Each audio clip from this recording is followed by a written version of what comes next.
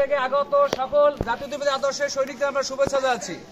আমরা এখানে একটা কারণে আমরা এখানে হাজির হয়েছি, এই যে আপনাদের প্রিয় সাংবাদিকবৃন্দ, আপনাদের একটু পিছনে নিয়ে যেতে চাই। 2021 সালে যখন ইউনিয়ন পরিষদ নির্বাচন হলো, এই ইউনিয়ন পরিষদ নির্বাচনে আপনারা যারা দেখেছেন মঞ্জু সাহেবের রাজত্ব, হাসমার্কা 2 ভোট পাইলে হাসমার্কা চেয়ারম্যান, তদ্রূপভাবে ধাওয়ায়ও সেই রকম হয়েছে যে মোরগ মার্কা 2 ভোট পাইলে মোরগ মার্কা চেয়ারম্যান। এমনকি ধাওয়া ইউনিয়নে যদি সঠিক ভোট হতো তাহলে এই জাতীয়বাদী আদর্শের যত ক্যান্ডিডেট ছিল তারাই বিজয়ী হতো। তারা সেই মেম্বাররা এখন বলে তারা নাকি বিএনপির ত্যাগী নেতা। এই আওয়ামী দোসরদের আমরা পদত্যাগ চাই, এদের গ্রেফতারের দাবি জানাচ্ছি।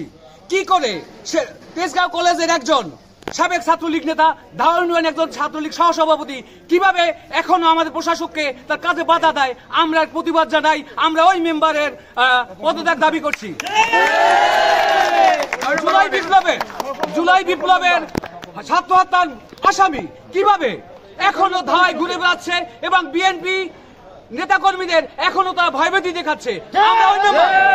কিভাবে উনি এখনো প্রশাসনকে ফাঁকি দিয়ে করছে না প্রশাসনকে ম্যানেজ করছে, আমি সাংবাদিক বৃন্দের কাছে এটা ফলো আপ করুন আপনারা।